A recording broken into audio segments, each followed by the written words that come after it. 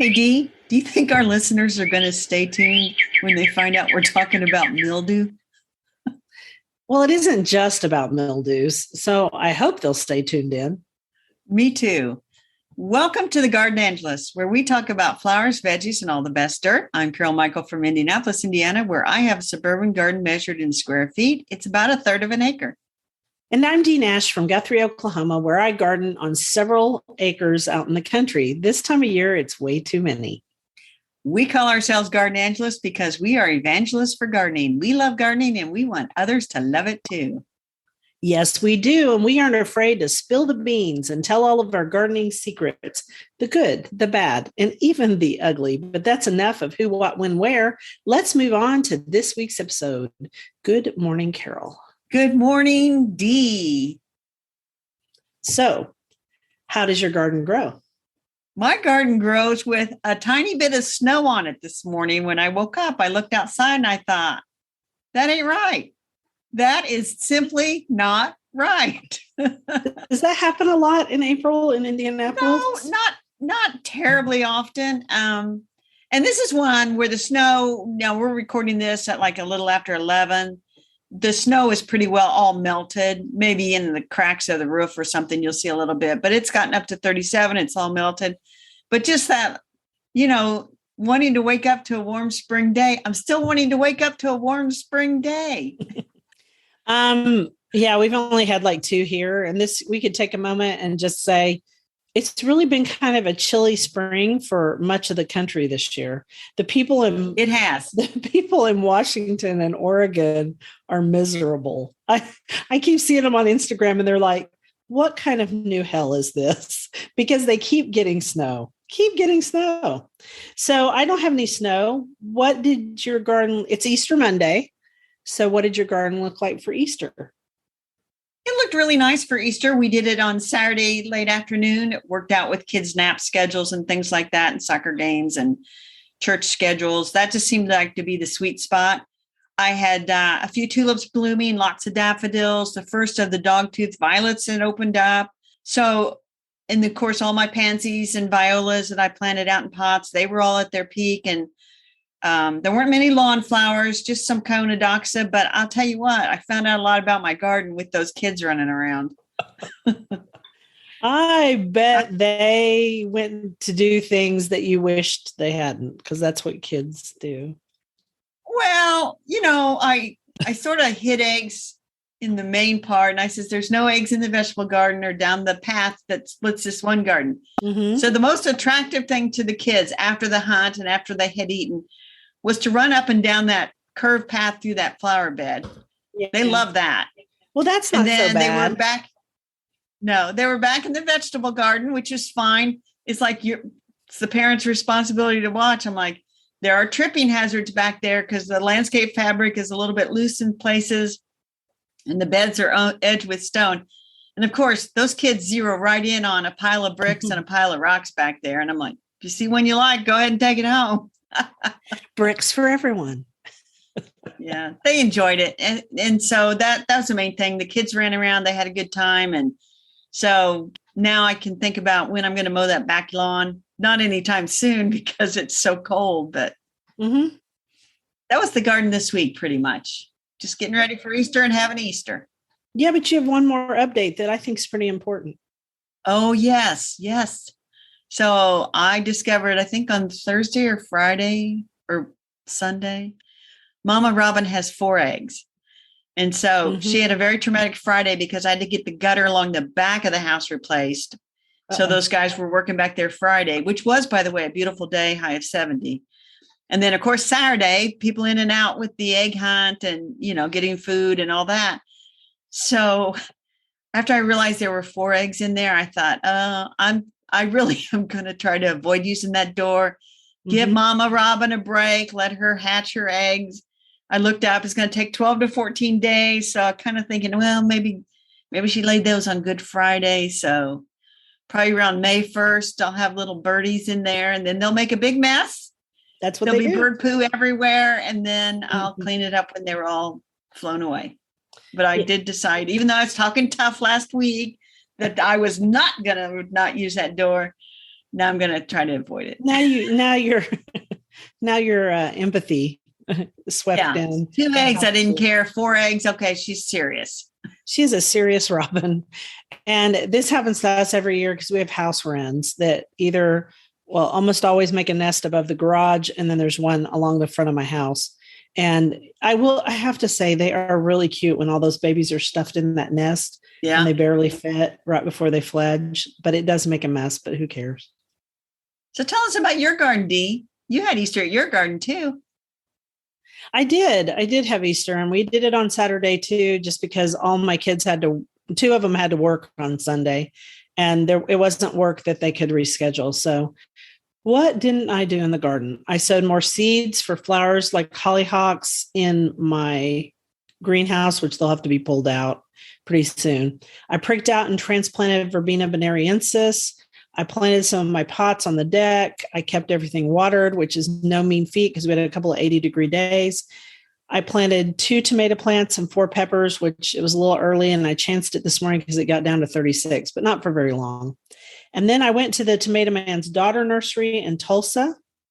And I also, while I was there, I went to Southwoods and Riddle's Plant Farm, which are on opposite sides of town. But if you're coming from Oklahoma City, who cares?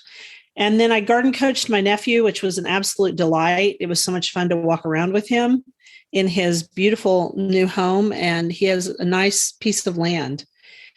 And then I also had another client, and shout out to Suzanne. And it was a busy week in and out of the garden. So there you go. I did sneak back over to the greenhouse. I think it was Tuesday. Mm-hmm. Yeah, Tuesday. First of all, I found out the owner of the greenhouse, she and her husband decided spur of the moment, literally like 24 hours before, they're going to fly out to Skagit, Washington, to the Skagit Valley to see all the tulips. So she was leaving like within an hour, but I managed to buy just a couple more pansies to fill in a few spots. But her greenhouse is packed, and the plants look like May 1st, and which is not great because it's been so cold. And she said, right, we're buying the stuff, and she's telling me it's not frost tolerant. It's not frost tolerant. You got to keep it inside. And even my own little sister's like texting me on Saturday morning. I'm busy getting ready for them to come over.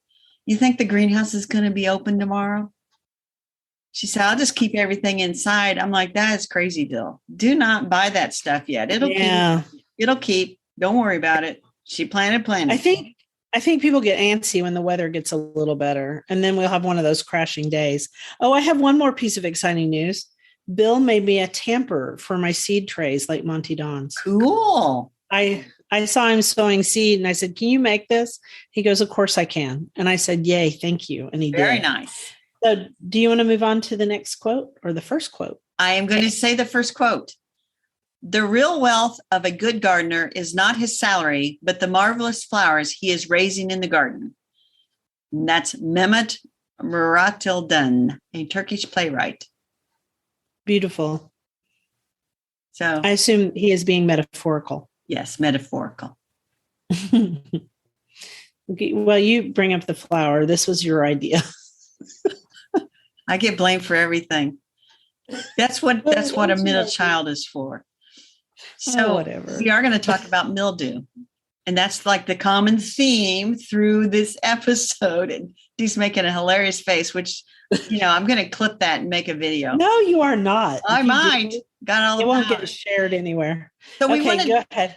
So mildew is the common theme. And so we want to talk about plants that succumb to mildew, and some good news and some not so good news. But so for the flower, we're going to talk about primarily, we'll touch on powdery mildew first. Mm-hmm. And powdery mildew. And by the way, do you know what mildews are? I do know. They're a fungus. Yes. And they're unsightly. And so the powdery mildew, this is what shows up on the lilacs, which we have lilacs just beginning to open up here. But later in the summer, you'll have all that white powdery stuff. That is powdery mildew. And it doesn't really harm the plant, which is good. And if you don't like the looks of it, you just have to go find a lilac that's resistant to powdery mildew. And there are some, like the Meyer lilacs, don't tend to get it. We don't get a lot of powdery mildew on our lilacs in Oklahoma as long as you plant them in the sun. I think it's because we have a lot of wind, and be glad we have wind in Oklahoma. I know it's really irritating, but it is really helpful.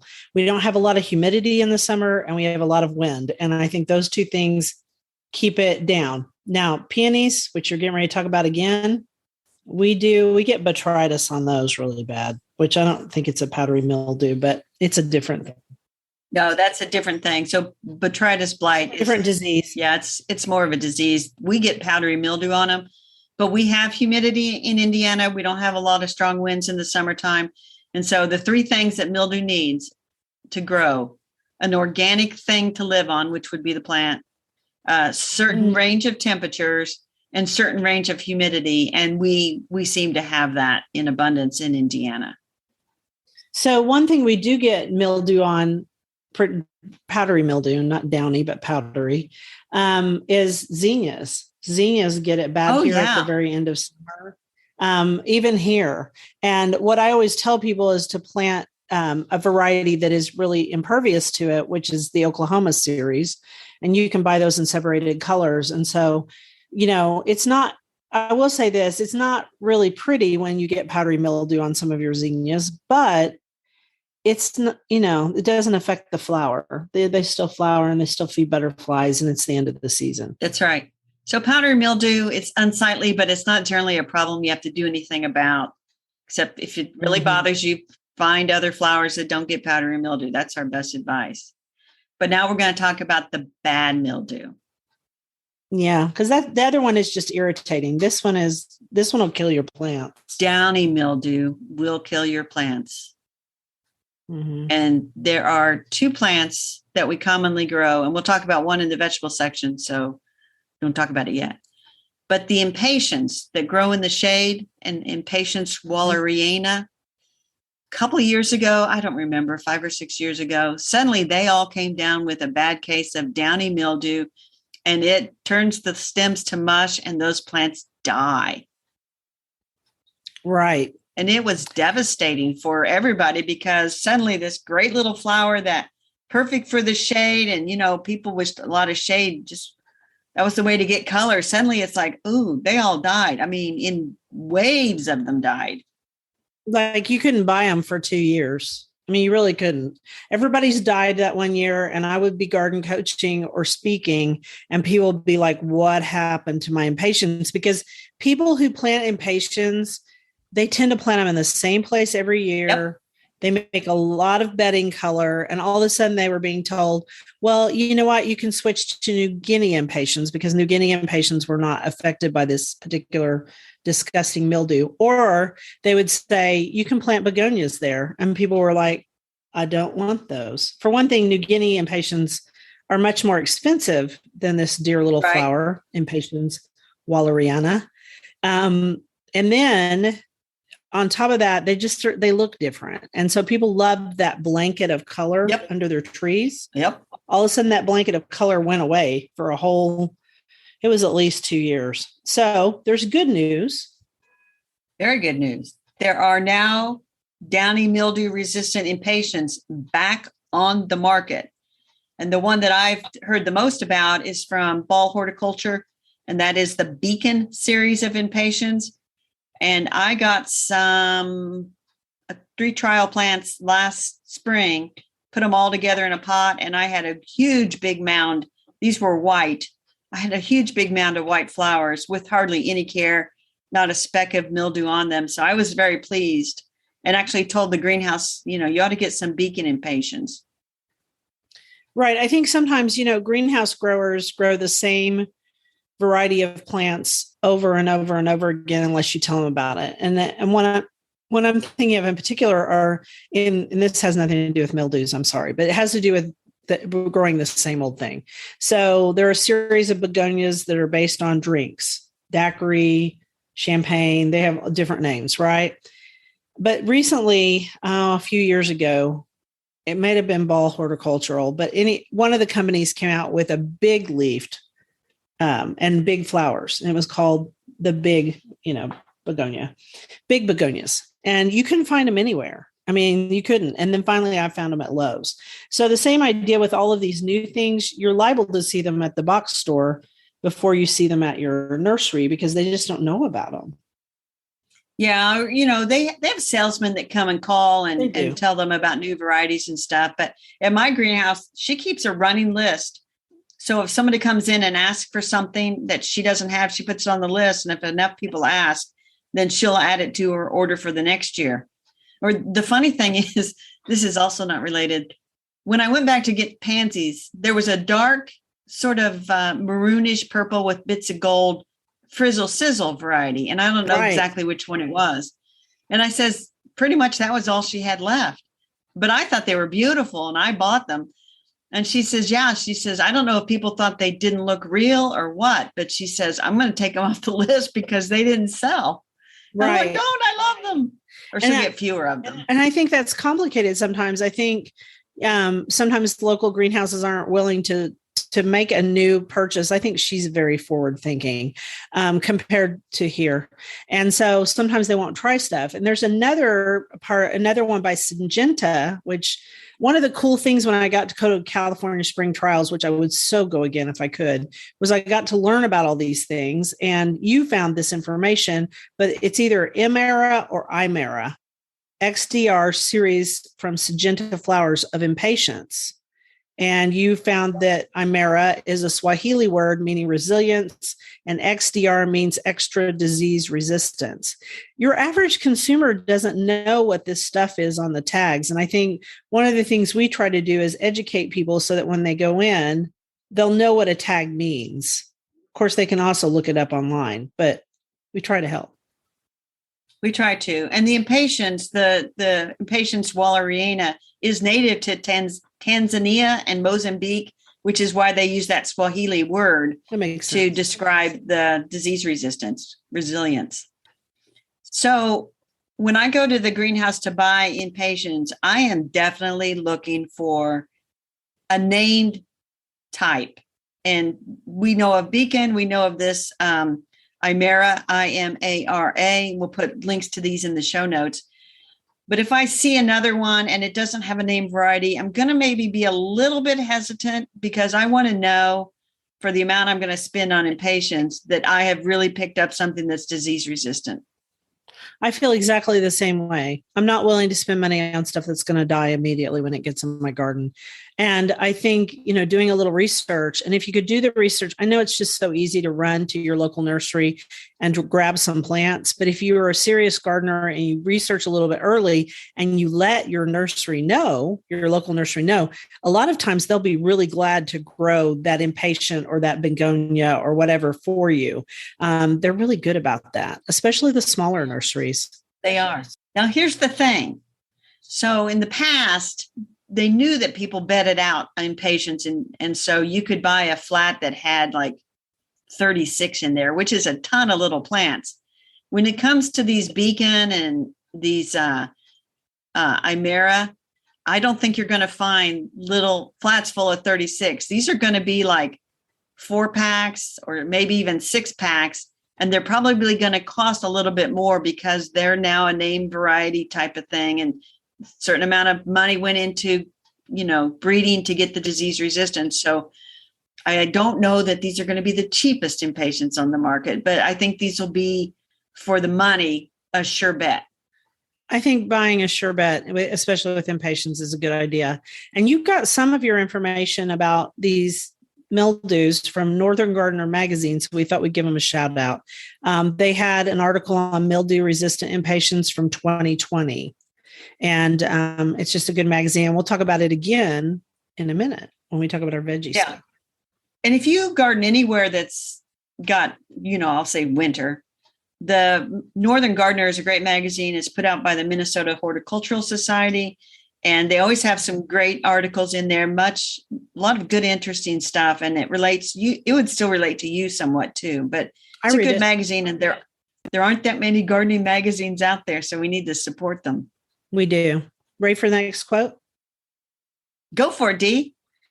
Transplanting is part of a garden's good discipline. This is from George Washington Cable. He was an American author of The Amateur Garden in 1914. So when it comes to these mildews, Downy Mildew did a number on basils. Oh, it did. It was a huge problem. Well, so before we get too far into it, let's give a shout out to another magazine that we both really enjoy, and that is American Gardener. And kind of what prompted this is they had an article about these basils and the disease resistance. And of course, Northern Gardener had an article as well, because it's a big topic trying to come up with these mildew resistant basils. It is. American Gardener magazine is put out by the American Horticultural Society, and you have to be a member in order to get the magazine, although they sometimes have some of the articles free online. But you can either have a print magazine or you can download a PDF if you are a member. And we should all be members. I just re-upped my membership this year.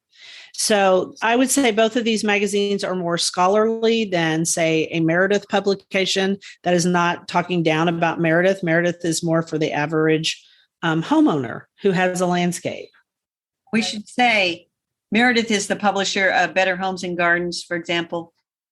And several special interest magazines, some of which have to do with gardening. And once upon a time, they also did Country Gardener magazine, but it's gone. And so more and more of these are gone. But the scholarly articles, if you want to learn about plant trials, like I was reading today in the American Gardener, I was reading about, I'm going to go look so I don't forget. Oh, I was looking at Baptisias. Yeah. And I was reading all about the Baptisia trials at the Chicago Botanic Garden and the difference between the natives and the cultivars. So that was interesting. And we're going to talk about basil from the point of view, even though we talk about basil a lot because we both love basil. It's one of our favorite things. We're going to talk about the fact that there are now some new disease-resistant varieties.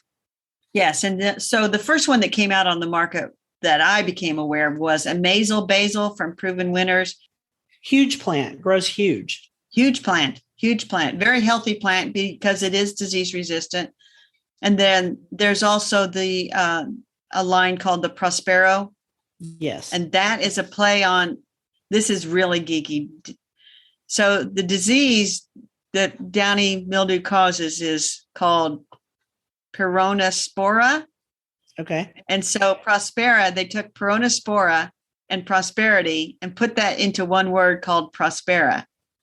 Those plants. And you can buy seeds for Prospera basil. Mm-hmm. And you have to buy the seed. It's certified and protected internationally by plant breeders' rights. And so they make sure the seed is, the seed. The seed. And then we both love Everleaf Emerald Towers basil. Yeah, I think it's cute. It looks like a shrub. It does. And it's considered intermediate in terms of mildew resistance because I looked that up to be sure. And Botanical Interest has seeds for this, and we'll include an affiliate link if somebody wants to go and buy some seeds. And you have plenty of time to sow seeds for these. They're not frost tolerant at all. No. And they're fairly fast growing. So you could grow seeds I could start seeds now. There's no rush on these. You can even plant them directly in the garden, which I used to do. But now I usually start them inside because I want bigger plants faster. Yeah. And you can, if you say, oh, I just don't really want to mess with seeds. Well, first of all, don't be so lazy, people. Mess with seeds. Just kidding. Burpee actually sells the plants if you want to mail order the plants, although they're a bit pricey. Yeah. Seeds is the better way to go because you don't always find them at the garden centers. You don't. You can always find regular basils like Genovese at Bonnie Plants. But the truth is, the reason that I think that they're so expensive for Burpee to send them is they're really, really brittle. Basil is a very brittle plant, especially when it's young, and to ship it would be hard. So just grow it from seed.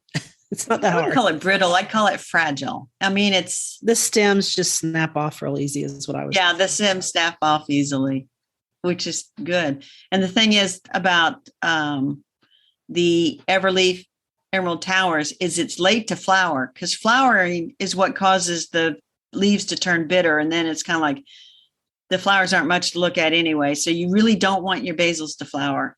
Not if you're going to eat them. I guess if you want them for your bees, then they're okay. But I grow African basil for the bees. I grow regular basil for me. And then I grow holy basil and a purple basil. And I know holy basil never gets downy mildew, but I can't speak to any of the purple ones. I don't know. But we'll leave links to the articles in Northern Gardener and American Gardener so our listeners can get a feel for the types of articles that they have and might be interested in subscribing to one or both. And now I'm going to do another quote to take us into books. You can't get up too early if you have a garden. And that's Charles Dudley Warner, author of My Summer in a Garden from 1871. Which is a great book, and we've talked about it before. So we've been talking a lot about growing vegetables and flowers in smart pots. And we have a link, an affiliate link to smart pots. But I wanted to talk about this little book that is on Amazon, and I think it's self-published by a lady, but she did a pretty darn good job. So if you're wanting to get into grow bag gardening, the name of the book is Grow Bag Gardening by Lily Woods. It is on Amazon as a paperback, on Kindle, or hardback. I looked at it on Kindle because I have Kindle Unlimited, so I got it for free. And these are my thoughts about it. It was pretty good, and it was easy to follow. And she was really good in the Kindle edition with lots and lots of links to her information, where she got her source information, which I thought was good. You know, she didn't take anybody's info. The best tip I got out of the whole thing was to use a stool as you plant, because it takes the pressure off your back, because those grow bags are just the right size that you're in this weird bent over position. And so she was like, just sit on a stool. And I thought, okay, that's freaking obvious, but I've never done it. I always just bend over and do it. And then my back hurts. So I'm going to sit on a stool as I plant and move that stool around. You're crazy. Sometimes I think it's old ladies that sit on stools to garden, and we're not old ladies yet. So we can't be sitting on stools, but it doesn't matter. You could be 20 years old and have a back problem. So yeah. If there's a better way to do it, doesn't matter what age you are, just do it the better way. And the lady who wrote this is named Lily Woods. She's also written a book on drinks that have to do with Harry Potter themes, which is funny because last night I saw that newest Dumbledore movie. So I had to laugh. Anyway, it was a good book. It was very clear, easy to read, well-researched for somebody who's just starting out. And if you got Kindle Unlimited, it's free. Very good. So that is Grow Bag Gardening by Lily Woods. On to the next quote, Dee. I will be the gladdest thing under the sun. I will touch 100 flowers and not pick one. Edna St. Vincent Millay. I can't say her name. She's a modern poet, and she's an American poet. And I like that quote. That is a good quote. Our dirt is, and it's not much to this dirt or whatever, but I was cruising on this other website for Chronicle books, and they've got a new book they've got a game called Can You Dig It? And this, of course, it's all full of puns. Let us play. Funny. It says there's never a dull moment in this absolutely ravishing game of Can You Dig It? In this fast-paced card game, gardeners use trial and error to harvest fruit and veg from the 4 community plots to develop the most impressive feast by the end of the game. And it goes on, and it just looks kind of like fun. And I'm tempted, but I would never be able to find 4 people to play this game with me, because at one time I had like a little collection of games with a gardening theme. So I have the gardening Scrabble, and I have the gardening version of Monopoly, but nobody ever wants to play. I think they think I'll have some big advantage, but I wouldn't. Not on something like this, because it's a card game, but they say it's a good family game. And while you were talking, I looked up, it's suitable for ages 8+. So 8 to adults. And I think it would be kind of fun. Yeah. It says it has an average 20-minute gameplay. So, which is about my attention span for card games. Exactly. And I'll have to admit, I'm not much into board and card games. I mean, if I know how to play certain ones, I don't know how to play bridge. That was my mom's game. But it just kind of looked fun. So we'll leave a link so people can see, and we'll put an Amazon link on there in case somebody thinks, That is just exactly the game I was looking for my family. Or your grandchildren. I mean, it would be a great game to have, when it's hot outside, it'd be fun to play. That's true. All right, I'm going to dig into our next quote. Get it? When I go into my garden with a spade and dig a bed, I feel such an exhilaration and health that I discover that I have been defrauding myself all this time in letting others do for me what I should have done with my own hands. Ralph Waldo Emerson. That's great. And I think you should do the first rabbit hole because it explains where all our quotes came from today. So I got all of our quotes today from a book that is done by Teresa Watkins, who is a friend of ours who's down in Orlando, Florida. It's called A Gardener's Compendium, Volume 3, Gardening with the Senses.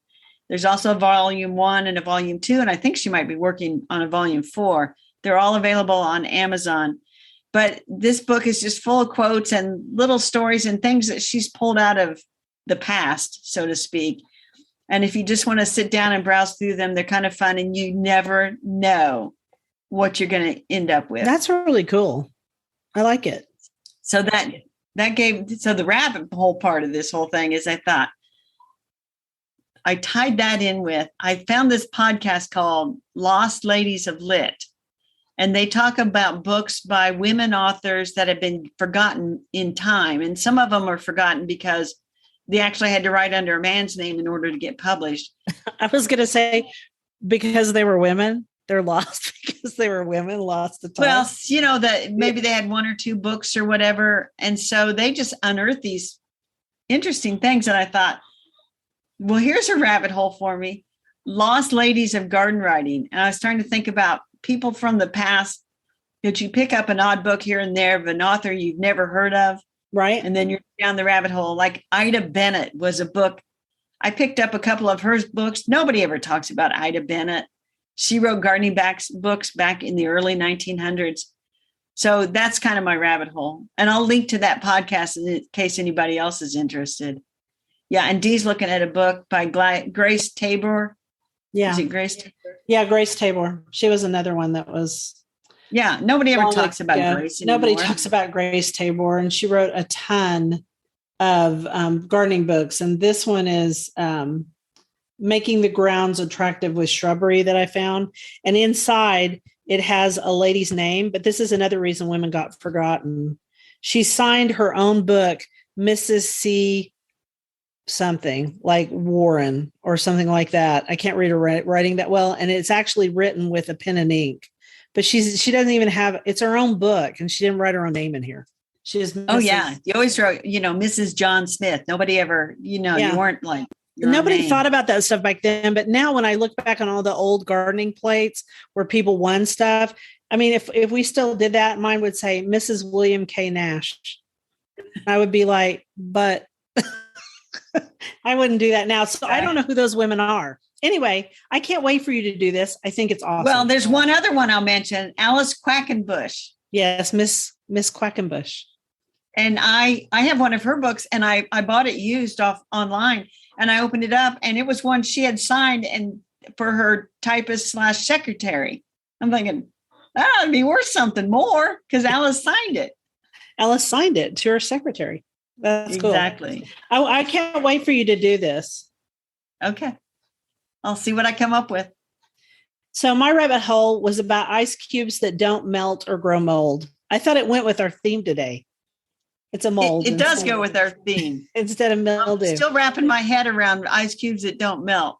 It is the weirdest thing. So they discovered how to do this at UC Davis, and they don't look really appetizing at all, but they're made to be reusable. Like when you have to bring stuff at a party, and like for people who are caterers, they would be great, right?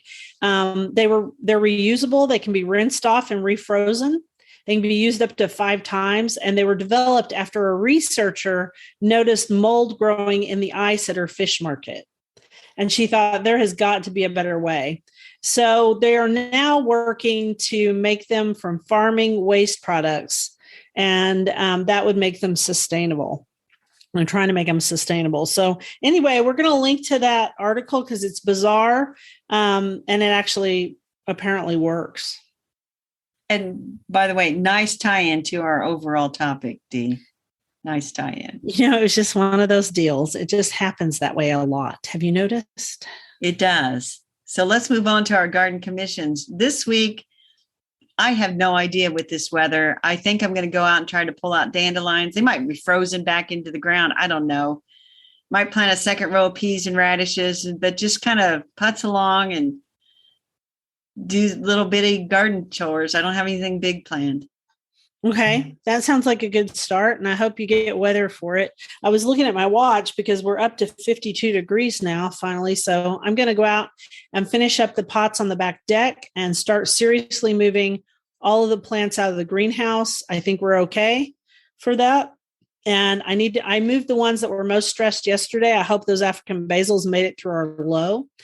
African basil and Salvia's Wendy's Wish were just about all they could have of the greenhouse. And so I moved both of them. I'm going to move out the pelargoniums today and put them on the stage on the north side of my log cabin. I'm also planting out my tomatoes and peppers in the smart pots this week. And I bought some marigolds to plant out there too, because I forgot to sow any seed. Silly me. And it's also time to mow our yard. We will also put the watering system in the upper pasture and set it on timers. And then this week we will start putting the timers for all of the pots, which is quite a to-do. It takes us a couple of days, couple of evenings. I can imagine. But we will get that done. And once we get that done, then we can go on vacation whenever we want, which is really nice. And then all Claire has to water when she comes and stays is the pelargoniums. That's pretty good. That sounds very good. And I have to laugh because I did watch Gardener's World yesterday. I did too. Monty talked about the plants that they're going to move into the greenhouse for the summer to grow. Tomatoes, melons. I'm just laughing because they have to have a greenhouse to grow those things to keep the heat on. Right, because there's not enough heat during the day to get it up high enough. And also you need that sustained heat at night that they'll get from the greenhouse during the day, because their night times go back down because they're maritime climate. And so unlike here where we get that sustained heat pretty much 24/7, they don't get that. So they have to have melons, cucumbers, peppers, tomatoes. All of those have to be grown in the greenhouse. I've seen it. It's the most bizarre thing. It is the most bizarre thing. But that's it for this week's episode. We want to thank you for listening to The Gardenangelist. If you like our podcast, please tell your friends about us. Also, hit the subscribe button so you don't miss anything. And if you listen to Apple Podcasts, we'd love a 5-star review that helps us get noticed by others. Could you also share your podcast with your gardening friends? Word of mouth is still the best way to get the word out there. Yes, and be sure and check out our show notes for links for more information about today's topics, plus links to our own websites. And if you want to help support us, use those affiliate links. If you buy something after clicking through on them, we earn a small commission and it costs you nothing. It was lovely to chat with all of you over the garden gate today. Bye until next week. Bye, everybody.